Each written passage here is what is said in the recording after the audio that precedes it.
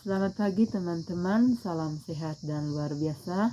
Hari ketiga saya isolasi mandiri. Saya kali ini akan membuat konten dengan tema dendam dan balas dendam. Oke, nah untuk tema kali ini saya akan menguliknya berdasarkan rumus 5W1H. Wow, what, why, where, when, how gitu. Jadi biar jelas gitu ya. Oke, kita akan kupas satu per satu. W yang pertama, what ya. Apa sih dendam? Dari Wikipedia, dendam atau tindakan balas dendam adalah melakukan tindakan berbahaya terhadap seseorang atau kelompok sebagai tanggapan atas suatu penderitaan yang ditimbulkan, baik itu nyata atau hanya berdasarkan persepsi bahkan. Jadi itu pengertian dendam dan balas dendam, teman-teman. Nah, siapa biasanya yang melakukan balas dendam? Oke, yang tentu saja orang yang tadi merasa efek ya, merasa sakit hati. Ini kan dendam, ini berhubungan dengan hati. Mengapa ya? Mengapa dia membalas dendam? Mengapa dia dendam ya? Karena ada perkataan, perbuatan, kelalaian yang menyinggung perasaan dan hatinya sehingga menimbulkan amarah. Kapan seseorang merasa dendam? Ya, ketika ada aksi ya. Ketika ada perkataan tadi, ada perbuatan yang menyinggung perasaannya, saat itu dia akan merasa dendam gitu ya. Tentu levelnya ya karena beda ya, tersinggungnya setiap orang gitu. Terus yang berikutnya itu di mana? Di mana? Di hati. Di mana? Oke, how?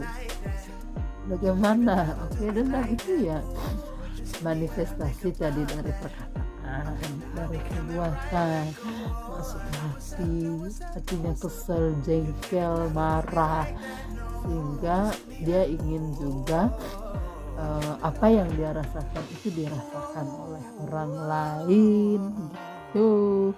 Nah, karena kita ini mayoritasnya sebagai makhluk agama punya agama masing-masing yang dianut.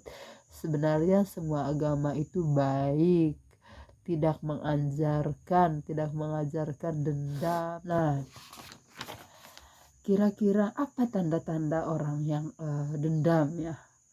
Yang pertama itu adalah marah ketika melihat orang yang dia dendam. Lagi jalan-jalan, lihat, tadi kan hidupnya tidak nyaman ya karena selalu marah.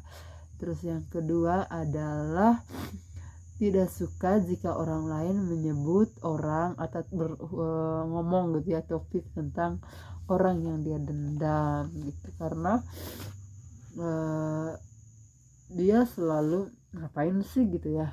Karena ketika dia menyebutkan si A ya, dendamnya itu lukanya itu kembali lagi terbuka gitu ya.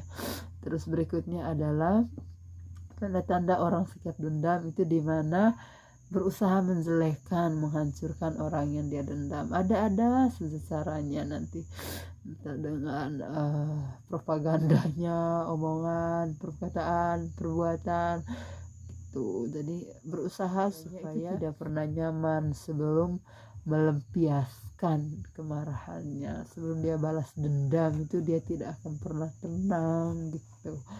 Nah, akibat dari rasa dendam ini sendiri yang pertama itu adalah hidupnya tidak tenang. Karena itu tadi, makanya jangan lihat, jangan dengar gitu. Terus pasti teringat lagi gitu. Terus yang berikutnya adalah pelaku itu tergoda untuk melakukan perbuatan yang melampaui batas, melakukan perbuatan yang anarkis ya. Sama freak juga ya, dia menyantet terus menggunakan dukun gitu. Terus yang berikutnya itu bisa dia menggunakan kekerasan, baik itu verbal dan maupun non verbal.